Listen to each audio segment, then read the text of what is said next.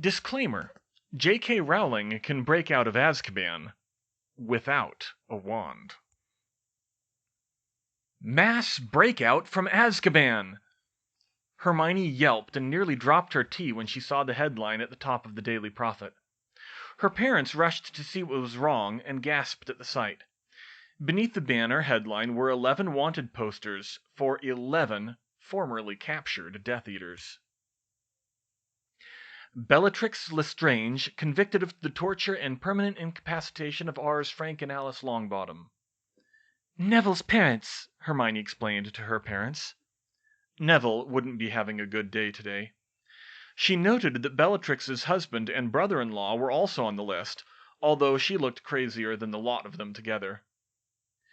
Augustus Rookwood, convicted of leaking ministry secrets to he who must not be named. Warning: Rookwood is a former unspeakable and is expert at many dark and arcane forms of magic. He'll be trouble. Think magical weapons engineer, she said. You have those? Dan said. Uh-huh. What do you think arithmancers do besides teaching? She looked back at the paper. Antonin Dolohov, convicted of the brutal murders of Fabian and Gideon Pruitt. Mrs. Weasley's brothers, she said. And, perhaps worst of all, Peter Pettigrew, convicted of betraying James and Lily Potter to he who must not be named, mass murder, and orchestrating the unlawful imprisonment of Sirius Black. Warning: Pettigrew is a rat animagus and a known spy. My God, how did this happen? Emma said hollowly. Hermione read over the article. Escaped in the early morning by as yet uncertain means. Minister Fudge asserted the escape to be the work of deranged escaped Death Eater Barty Crouch Jr. Anonymous sources in the DMLE claimed the Dementors of Azkaban are no longer loyal, denied by the Minister. Well, of course he would. It's pretty clear what happened. Voldemort converted the Dementors to his side, and they just let the prisoners out. Several guards injured, but none seriously. That'll be because Voldemort's lying low. However, there was one fatality as... Oh, God! She squeaked. The paper went limp in her hands. She felt like she suddenly couldn't breathe. Her parents looked on with concern as all the color drained from her face and she began to turn green. Hermione? Mum said. She didn't hear. Her hands clenched so tight that her knuckles turned white and the paper began to smolder around her fingers. Hermione! Mum shouted. Hermione felt sick. And accidental magic at her age? She hadn't experienced a whiff of it since she was 13. She dropped the paper and ran to the sink where she threw up half of her breakfast. Hermione, what's wrong? What's happened? Her parents said frantically. She could barely speak, though. She staggered back to the table and stabbed her finger at that line in the article. There, Sturgis Podmore, she managed. However, there was one fatality, as Sturgis Podmore, 39, who was serving a 6-month sentence for trespass at the Ministry, was tragically kissed by a Dementor in the confusion. Kissed? Dad said. You mean where they suck out his soul? Don't say it! Hermione gasped. She couldn't bear to hear it. She wasn't even sure what she was feeling right now, just that she had to do something. Dumbledore's group, she said, wasn't supposed to be there, railroaded by the Ministry, and Dumbledore didn't do anything. At once, her anger crystallized on her target. Oh, I'm gonna kill him! She ran for the front door, drawing one of her homemade wands as she did so. Hermione! Her dad yelled. She could hear them running after her, but she wasn't in a mood to listen. She wasn't fast enough, though, because he grabbed her from behind in a bear hug while she fumbled with the doorknob and lifted her off the ground. Let me go! She yelled, kicking her feet. Hermione, stop! He shouted. She did. Dan took a deep breath and carefully set her back on her feet. I don't know what's going on with you, but I am not letting you go out that door in this state, he said sternly. Now, you are going to sit down and explain to us what the problem is and why you've gone so hysterical before you run off and do something you'll regret. Hermione sighed and sat down, realizing what she'd nearly done. I'm sorry, she said. I've been trying not to let my temper get the better of me, but it's been hard with the stress of... She trailed off. She tried some quick meditation exercises, but they only helped a little in her current state. She was still seething inside, but at least she was clear-headed enough not to act on it. For now. She took a deep breath and tried to explain. "I don't know all the details," she said, "but Sturgis Podmore was a member of Professor Dumbledore's resistance group. He was guarding something in a restricted area of the Ministry on Dumbledore's orders. Now, they either caught him loitering after hours and convicted him on trumped-up charges, or he was imperious and really did try to get into the restricted area because of it, and they didn't believe his defense. Either way, he was sent to Azkaban unjustly, and Dumbledore couldn't or wouldn't stop it. And now he's—" She gulped and felt sick again. "Been kissed. Either dead or worse, depending on who you ask." "Oh dear," Mum said. "Learning about the Dementor's kiss was what set me off when I had that big breakdown in third year, remember?" she continued. "I'm sorry I freaked out. It's just that the thought that Dumbledore would let that happen to one of his own people. Do you know how many mistakes he's made this year? He made Harry go back to his awful relatives saying he'd be safe there, and what happened? Dementors, again.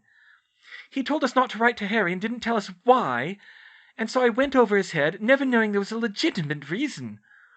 And then his attempts to solve that problem were—" She hadn't told her parents about occlumency in much detail yet, just a little about meditation and the like, so she couldn't really explain.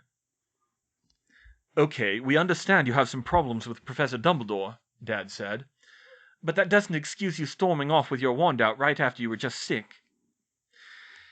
"I'm sorry, I panicked. And I was only going to use my wand to call the night bus, I swear. But Dad, I really need to do this." She stood up again. "I want to go to Hogwarts and give Dumbledore a piece of my mind. I'm not going to attack him, okay? But I am going to demand an explanation because I just can't accept these kinds of things happening." "Is it really that important to you, Hermione?" Mum said cautiously. "Mom, a man just got his soul sucked out. I'm having a spiritual crisis here." She stopped and took another deep breath. The occlumency exercises were starting to have a little more effect. "I have good friends working for Dumbledore, and I'm worried he's putting them in danger. Unacceptable levels of danger, I mean. I need to try to resolve this before anything else happens. Please?" "Can you even get into Hogwarts now?" said Dad. "Guests are allowed in at the discretion of the headmaster. If he doesn't want to see me, he can throw me out." He sighed and hugged her once. "Do you promise you won't do anything dangerous and/or illegal?" "Yes, Dad, I promise." He glanced at Mum, who nodded.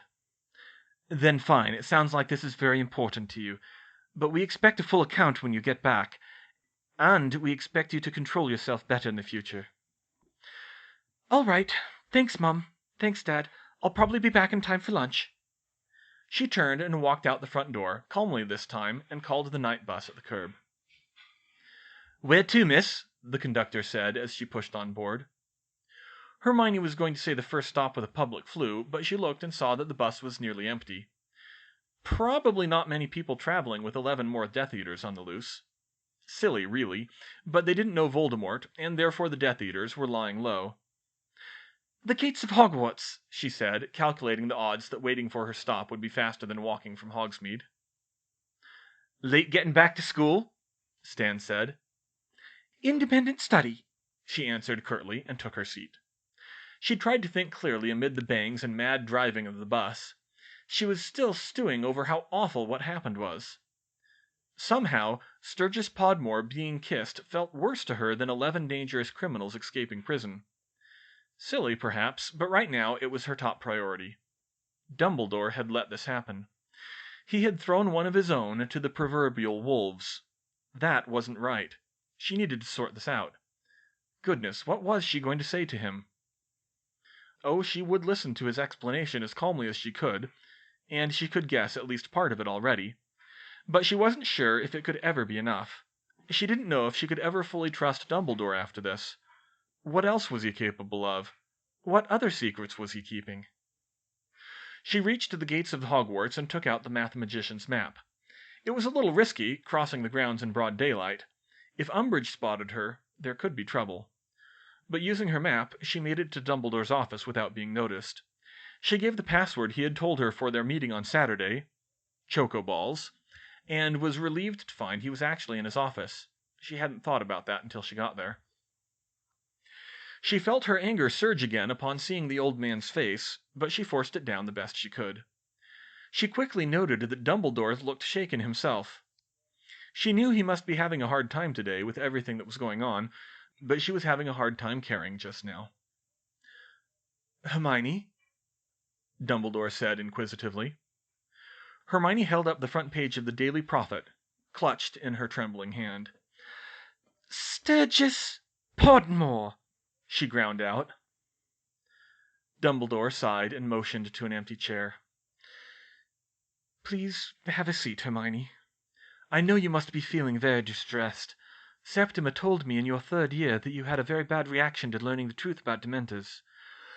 You may not want to hear this at the moment, but I do sympathize. I have worked for many years for the cause of removing the Dementors from Azkaban, but always without success. The political will to keep them there has always been too great." Hermione sat, but she didn't cut him any slack. Not yet. "Do you know how he even wound up in Azkaban?" she demanded. "I cannot tell you everything, but all evidence suggests that Sturgis was Imperiused, most likely by Lucius Malfoy, although it could have been any Death Eater. Since you have probably already guessed it, Sturgis's orders that night were to stand guard outside the Department of Mysteries. He instead attempted to break into the department. The Ministry chose not to consider the possibility of the Imperius Curse, despite admitting that Barty Crouch Jr. was on the loose and was suspect, and to, as they say, throw the book at Sturgis." Dumbledore's voice choked a little, and Hermione could see tears in his eyes. "He was a good man," he said. "Loyal, dedicated. He refused to explain what he was doing there, or claim any association with me whatsoever. He could have avoided Azkaban by implicating me instead. The Ministry could have done little to me directly, but it would have made it much harder for the Order to operate. Instead, he refused to talk. He believed that defeating Voldemort was more important than a few months in Azkaban." "And did he consider the possibility of losing his soul in there?" Hermione said, and Dumbledore winced. "Better yet, did you consider it?" she asked. "You're the one who said the Dementors were untrustworthy. You knew Voldemort would want to break his followers out sooner or later. Didn't you see this coming?" He looked down at his hands. "I thought it unlikely, but I admit I could see the possibility, yes." "And you still didn't do anything?" she shouted. "I'm afraid there was very little I could do, Hermione. Sturgis made his choice. If I had tried to fight it, it would have done much greater harm to the Order." "You should have done something! Good God, a man's lost his soul, Professor! That could have been Mr. Weasley, you know. I bet Daddy Malfoy would have loved that loads more, too. It could have been Emmeline Vance or Daedalus Diggle or Remus or any of the Order members you've sent down there." "Hermione," he cut her off. She could see him blinking back tears again. I am all too much aware of the danger in which I am placing every member of the Order. We lost 1/3 of our number in the last war. Yet if we should fail, it will be far worse. Even the Dementor's kiss is not outside Voldemort's repertoire. We spoke last autumn about the hard choices that must be made in war, and you are seeing that now. And you must consider that perhaps your personal prejudices are clouding your judgment." "Well, maybe they are," she snapped. "There's only so much I can take, Professor. You told me to try to think strategically, to try to understand the position you're in and the sacrifices you have to make. And I am trying, but damn it all, it's getting hard. Harry attacked by Dementors, the way you handled the occlumency thing, and now this." "And what would you have had me do, Hermione?" Dumbledore said quietly. "You know the political situation that is working against us." "I don't know. I'm only 16. You're supposed to be the authority figure here. You're supposed to be the one who protects the people who follow you. I know you got kicked out of the Wizengamot, but you're still the one who's worked inside the political system for 50 years, not me. You should have—" She cracked, and tears started to fall. I don't know. There just should have been a way to protect him from this." Dumbledore sighed. Perhaps there was, perhaps not. I do not pretend to be infallible, and I never have, despite what some may think. I was not working under such a disadvantage in the last war. Even though I was working outside the ministry was still on our side. I made the choice that I thought was best at the time. Well, I'm sorry, Professor, but I can't see that from where I'm sitting. And I appreciate your position, but I'm afraid we have to agree to disagree on this point. Hermione glared at Dumbledore, but he just watched her with his usual friendly expression. Eventually, she tried a different tact. How important is this thing you're guarding, anyway?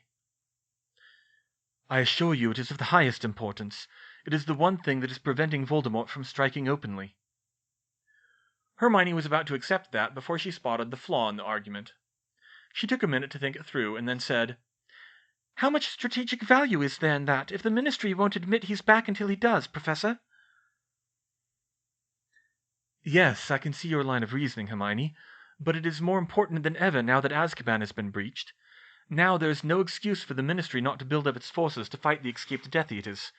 Delaying the onset of war will put us in a stronger position, while Voldemort must continue to lie low. Fair enough, she admitted.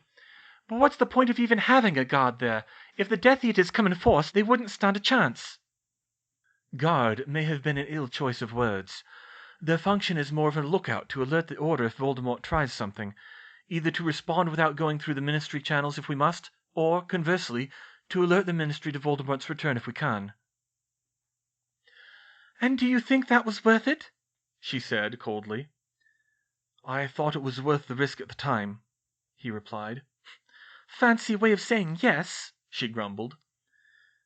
I may reevaluate my stratagems now, Hermione, but I must remind you that I do not, ultimately, need to justify myself to you. I'm not the one you need to justify yourself to. Excuse me?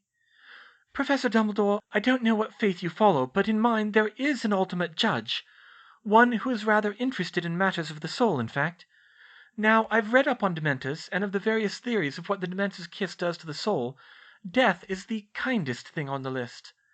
I'm asking you, can you stand before God and say that this thing the Order is guarding, whatever it is, if Sturgis Podmore even knew himself what it was, this something like a weapon, that it was really worth not just a man's life, but his soul? And besides that, can you look at the Order, who look up to you and trust you, who are risking everything to follow you for the sake of defeating Voldemort, and tell them that it was worth it? And you still have to ask them again to be willing to make that same sacrifice? Can you tell them that? Because, frankly, I don't think I could. A faint grimace seemed to cross Dumbledore's face as she spoke.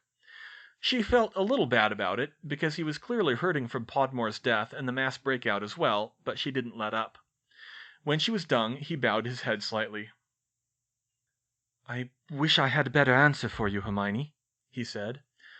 I'm sorry to see this has caused you such turmoil, but I can say only that I am doing the best I can. This has caused me great pain as well, and I dare say I have second-guessed myself more than you know. I cannot tell you the correct way to lead. We must each do what we think is best, and good people will yet disagree on what that is. Only, I hope you will not think me unfeeling at such a time, and that you will continue to stand with us against Voldemort. Oh, I'm against Voldemort, Professor, never doubt that, she said, standing up to go. I apologize for barging in here. I felt we needed to resolve this now to avoid a more public conflict later. And, unless you object, I'll still be back for occlumency lessons on Saturday. I had hoped you would. Good day. Hermione had a lot to think about on her way home. She was certainly glad her dad had calmed her down before she came. True, the bus ride might have done, but if she'd gone into Dumbledore's office in a blind rage, it would not have gone well. She really did need to work on that. He had some good points, she had to admit, even if she didn't agree with him, and it was better that she listened to them properly. One thing was certain, though. She couldn't trust Dumbledore anymore. Not like she did before. He was a good man, but there was only so far she could go.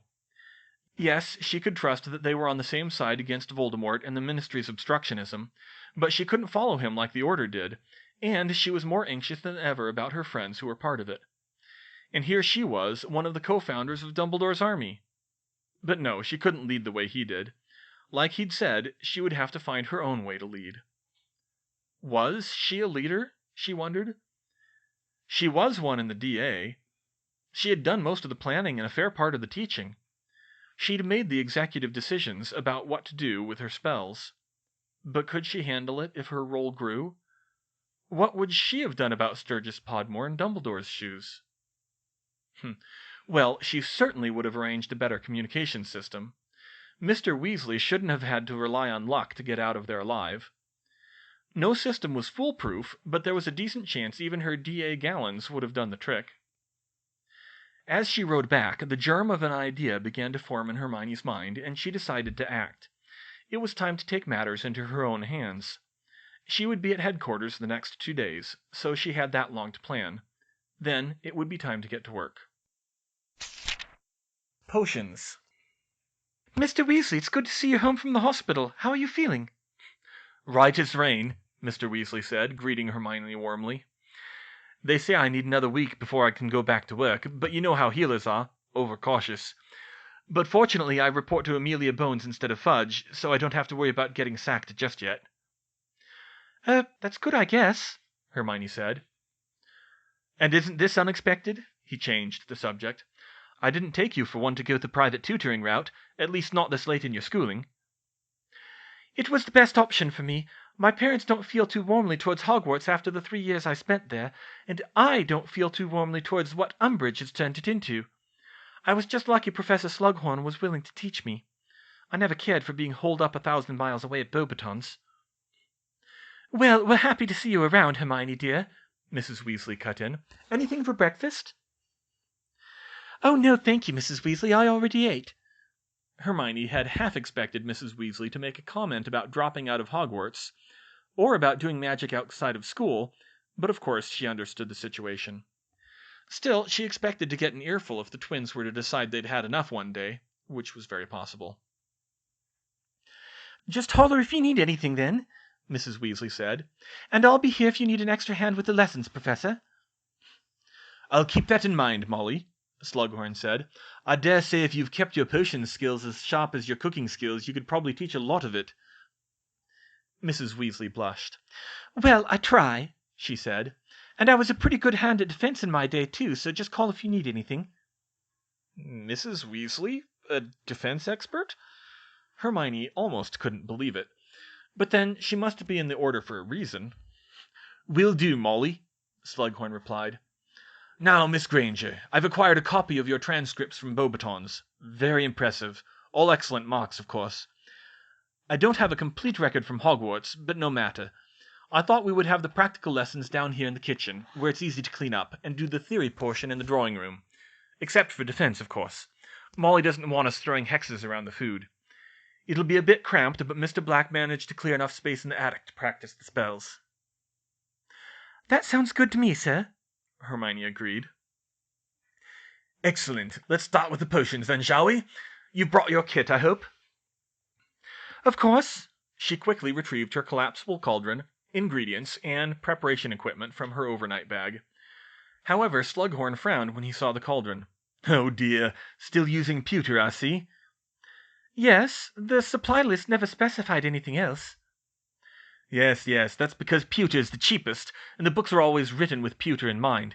You have to adjust the brewing times for anything else. But you should really be using copper at your level. A bit more finicky in the details, but much less risk of a total meltdown, and you get purer results. Oh, I guess I can buy a new one for next week. You'd be doing yourself a great favor, Miss Granger, but we'll use mine for today. He set up his own cauldron and laid out some less standard ingredients. Now, let's start by seeing where you stand right now. I'd like to see you brew a Draught of Peace, one of the trickiest potions on the Owl Standard. Many, many ways to go badly wrong. Why, I've seen Draughts of Peace that would have got better marks as Draughts of Living Death. But I'm sure you won't have that problem. For potions that don't have to simmer for an extended period, the brewing times for copper are usually 3/4 of those for pewter. Let me just check. He read over the recipe. Yes, I believe all of them are for this one. Hermione got to work. It seemed she had to reevaluate her assessment that potions class couldn't be sped up. The brewing seemed to fly by with the copper cauldron.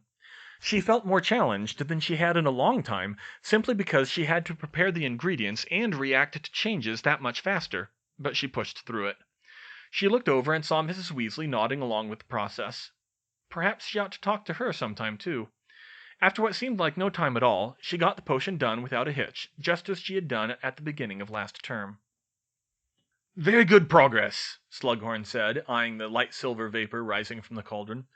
"Very good. This potion is perfectly portable. I see you can follow a recipe with the best of them, Miss Granger." She frowned. That wasn't exactly the response she was hoping for. "Well, I'd call it outstanding, Professor," Mrs. Weasley said. "You don't want to fiddle too much with a draught of peace." True enough, Molly, but there's always room for improvement. Have you done much experimental potions work, Miss Granger? "Not really. We covered some of the arithmetic theory, but Professor Snape never had us make any significant changes in class." "Ah, Snape. One of my best students, but not so much with the temperament for teaching, I'm afraid," Slughorn replied.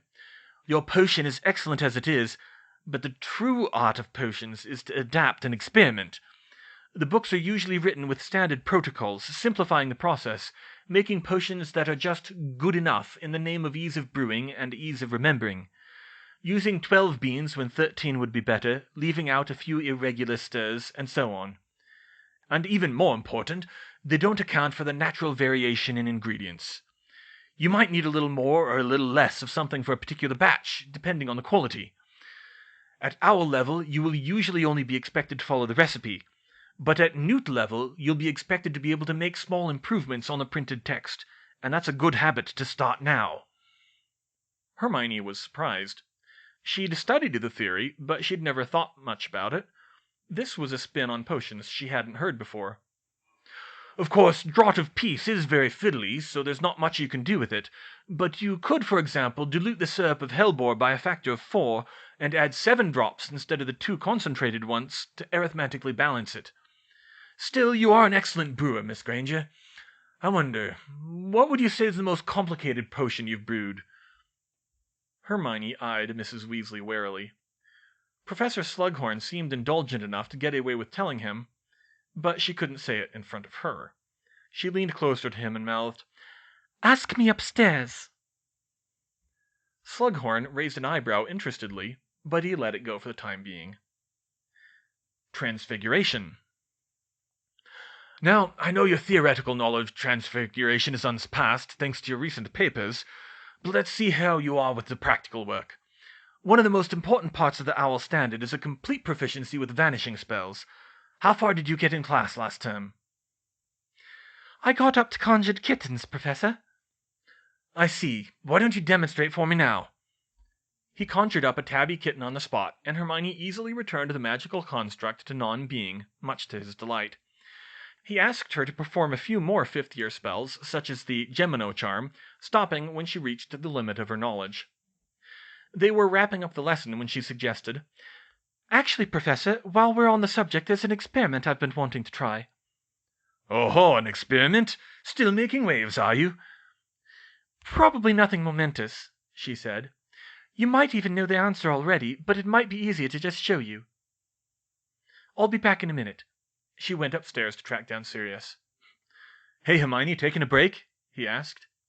"Doing an experiment. I need a pillow that's been used recently, but that you don't need anymore." "Huh. Used recently, but don't need... Sirius was confused, but he grabbed a pillow from his room and brought it down to the kitchen. Hermione set it on the table and proceeded to vanish it. It was larger than the kitchen, and not conjured, but she managed it without too much effort. What she did next was the odd part. She transfigured a water goblet into a powerful magnifying glass and examined the table carefully. What are you doing?" Sirius asked. "Well, there was something I didn't understand about vanishing spells. Professor McGonagall said that live animals can't be vanished, but any well-used pillow ought to contain tens of thousands of live dust mites." "What?" Mrs. Weasley yelped. "It's well documented, Mrs. Weasley, at least in Muggle homes. They're too small to see easily, and they don't cause many problems besides allergies, but I don't see any of them here." "Oh, that's simple. Sirius said. "It's a side effect of the spell. The amount of magic it takes to vanish the pillow kills the bugs and vanishes them too." It does? Sure, high concentrations of magic can do that. It only gets rid of invertebrates and nothing bigger than a cupboard spider unless you really blast it, but it can be pretty convenient for cleaning. Of course, it can be right scary if you get a magical infestation that it doesn't work on. Huh, I was not expecting that. Ancient runes. Charms, herbology, and magical creatures were all pretty straightforward. Hermione just showed what she knew, and Professor Slughorn made notes for his lesson plan. Runes was a little more involved, though. "Ah, ancient runes," he said. "A vast and deep subject. There's probably more obscure and arcane lore in runes than in any other branch of magic, just because every language can create its own version. Any writing system can be used for runes, you know, but of course beginners stick to the classical languages. Is the curriculum still all Norse at Hogwarts?" "It is at our level," Hermione answered, "although Professor Babbling tries to include other languages. She started a club in my first year that covers interesting topics including English rune usage, and we learnt some Greek and Latin at Beauxbatons." "Very good. I prefer more well-rounded backing in runes. One thing that I've always felt was an oversight at Hogwarts was focusing too much on the Futhark. And I've always felt we needed to include Ogham, so we'll throw in a bit of that as well. Ogham has nice simple shapes and straight lines like Futhark, and it's native to the British Isles, so it has the same advantages of geometry and history." "Really? That's actually something I've wondered about, Professor," Hermione said. "The geometry in the language. When Professor Babbling taught us to write names of spells in plain text to use as runes, they held the spells just fine, even though the shapes were arbitrary Latin letters. But for the Norse runes, the geometric shapes give them arithmetic power associated with their traditional meanings."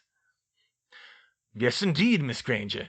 That is the subtle interplay between the meaning and intent, and between shapes and energies. It's similar to the process of devising verbal incantations for spells, but endlessly more complex. You've probably heard that so-called sacred languages make more powerful runes. That's because they are believed to be more powerful. Of course, those also happen to be the languages that are passed down by the educated. That's why most of the rune work in Western civilization was done in Latin, Greek, or Hebrew, before the Futhark was found to be easier to work with. But it's not just the mainstream languages that work as runes. Even abstract shapes can be imbued with runic power if they have meaning to the caster, although that's a very advanced technique. Words, on the other hand, have a common, agreed-upon meaning that has a power all its own. And sacred languages are among the most widely known and agreed upon. "But even a very rare or obscure language holds some power by virtue of its speakers agreeing upon the meaning of the words," Hermione suggested. "Exactly. That's the intent component of runes. And even if it's little spoken, some of the most powerful enchantments come from using obscure languages that a would-be ward-breaker doesn't recognize." Hermione remembered Professor Babbling's protection on the Philosopher's Stone, which used every writing system imaginable. Perhaps Muggle scholarship could turn up even more obscure languages that would be useful. Something to look up in a Muggle library or bookshop sometime. Meanwhile, they reviewed the runes that Hermione already knew, and Professor Slughorn gave her an introduction to Ogham runes before he came back around to the subject of her potions brewing, before they got on to defense. "So, Miss Granger, before we go upstairs, what is this potion you brewed that you couldn't tell me about earlier?" he said. Hermione reached into her handbag. "Without saying why I did it, Professor," she said, "or how I got the ingredients, it was veritaserum." She pulled out the small vial and handed it to him. Slughorn's eyes grew wide. He held the vial carefully in his hand and waved his hand over it, speaking, "Incantum Scarpinus Rivella." Swirls of an oddly thin and pure white light flitted around it. "Merlin's beard! It really is veritaserum. You brewed this yourself, Miss Granger?" "Yes." "And have you tested it?" "I have. I used it on Peter Pettigrew when we caught him, for one." "Pettigrew? But wasn't he captured a year and a half ago? When did you brew this?" 3 years ago this past Christmas." "Merlin's beard!" Slughorn fumbled with the vial as he nearly dropped it. You brewed this when you were 13?" Yes, sir. It was just a matter of following the recipe precisely. This isn't a full batch, I see. You've used quite a bit of it. Not much, actually. I didn't get a whole batch because my still wasn't very good. I had to improvise it from the glassware in my kit. His mouth dropped open. He fumbled with words for a minute before he finally said, Miss Granger, someday, when the statute of limitations is expired, I should like to hear the full story behind this potion. He handed it back to her with a grin. She smiled, but she was suddenly aware that she had just provided Slughorn with blackmail material, and he was the kind of person to use it if he wanted something badly enough. Though, on the other hand, she hadn't technically said anything actionable, and he had no real evidence, so it was probably a wash. Defense. Now, the ministry curriculum says that I'm required to teach you from Wilbert Slinkard's Defensive Magical Theory. Already read it cover to cover, Hermione said at once. I thought it was hopelessly naive, but I'm confident I could pass an exam on it better than most of my peers. Ah, of course, Slughorn said with a smile. Since you've already covered the material, let's do something fun. Have you studied from any other defensive texts? A fair amount at Beauxbaton's last year, quite a bit of self-study this year, and I've invented a few hexes of my own. Oh, I should like to see those. I haven't done much dueling in a long time, but I was pretty good back in the day, if I do say so. Let's see what you can do. Slughorn was right. There wasn't as much room in the attic as there was in the room of requirement. Not really enough for a proper duel. Still, he transfigured a piece of wood into a dummy with surprising skill, and set it up at the opposite end of the cleared space. He motioned for her to take her position and have at it. Not all of my hexes have obvious results, Professor, but I'll see what I can do, she said. She brandished her red oak wand, right-handed this time, and started casting. Das hast Coherens! A dazzling green light played across the dummy's face. Didymosa trachea! A blue bolt struck it, but had no visible effect. She kept going. Lumos ardens! A red laser beam struck it, and burned where it touched, much to Slughorn's surprise. Mixinos! The dummy was covered in slime. Expelloramus Roselio! Slughorn gasped as she bounced a disarming charm off the ceiling. Tetrabradant! The dummy's mouth was drilled full of holes. Fulmina! A bolt of lightning struck it with a loud crack. Extonio! A white spell struck it with a loud flash and a bang. She looked back at Professor Slughorn. He was gaping at her. A few hexes? He said. Hermione shrugged. A few, 17. What's the difference? Miss Granger, any other student your age would still be learning the rudiments of spellcrafting. That performance was simply phenomenal. Now, there is a quite extensive standard for the OWL exam, so let's see how you do with some of the staples. Show me a disarmer. Expelloramus, she gasped. Good. Stunner. Stupefy. Shield. Protego. General counterspell. Finite incantatum. Banishing charm. Depulso. Cutting curse. Defindo. She underpowered that spell, worried that it would go right through the transfigured dummy and into the wall, but it clearly worked. Yes. I heard a rumor about you, Miss Granger. Patronus charm? Hermione grinned. Expecto Patronum. Excellent, he exclaimed. It's been ages since I've seen such mastery of that spell at your age. Daily practice, Professor, Hermione said. Naturally. You have a very good grounding in the basics, so we'll make sure you know all the spells on the standard, and the standard dueling practices, and throw in a few other fun things for good measure. For example, do you know any multi-layered shield spells? Multi-layered? No, I've seen a few references, but no details. They're not widely taught in schools, it's true. They become harder to cast the more layers you use, but good duelists will often use double or triple shields, and exceptional ones 4 or 5. I think it would be right up your alley. You see, you add layers by adding more terms to the arithmetic expansion. Hermione grinned. She definitely wanted to learn that. It had been a long, tiring 2 days when Hermione finally left Grimmauld Place for home. They decided it would be better to split up the 2 days in the future and to have her come on Mondays and Thursdays from now on. She didn't go straight home, though. Now it was time to put her plan into action. She took a left and walked to the nearest jewelry store to Grimald Place. She was looking at rings. Nothing fancy, just plain bands. The design she had in mind called for no gems or other frills.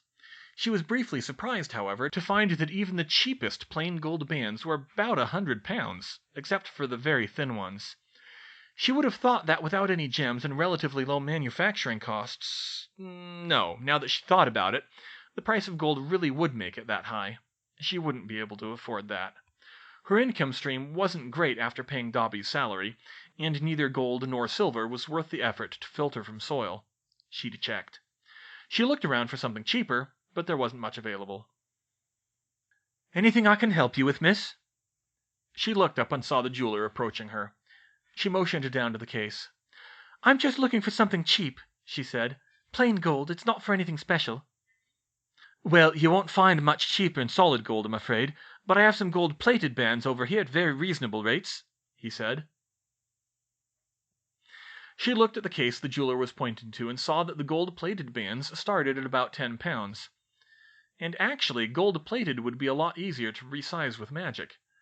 Magic couldn't change the amount of gold in jewelry, even by resizing, except with the Philosopher's Stone, of course, but it could do that with whatever base metal was underneath and stretch the gold with it. "May I ask what this is for?" he asked. Hermione made a show of looking shy and said, "Actually, it's for Fantasy Club." She reached into her bag and pulled out her copy of The Fellowship of the Ring. She pointed to a band with a thickness that she liked and showed him the page with the black speech inscription on the one ring. Modifying Tolkien's inscription to English letters would give her 41 characters to work with, one more than the gallons, so it was a good fit. "How much would it cost to get a dozen of those engraved with this, and how long would it take?" The jeweler smiled. "Ah, Tolkien fan, I see. It's been a while since anyone's asked for one of these. For 12, I can have them done in a week for 20 quid apiece. I'll just need your members to measure their sizes." "Already taken care of, sir." Hermione made up a list of sizes that would sound plausible for a group of teenagers. "Glad to see you're on the ball. Whose name should I put this under?" Hermione thought for a minute. She'd rather this couldn't be traced at her. She decided to try for an alias. "Our club's called the Council of Elrond." "Ha, clever. Well, if the money's good, miss, it works for me." "Thank you, sir. I'll be back for them next week." She handed over £240 in cash. He inspected the bills and shook her hand.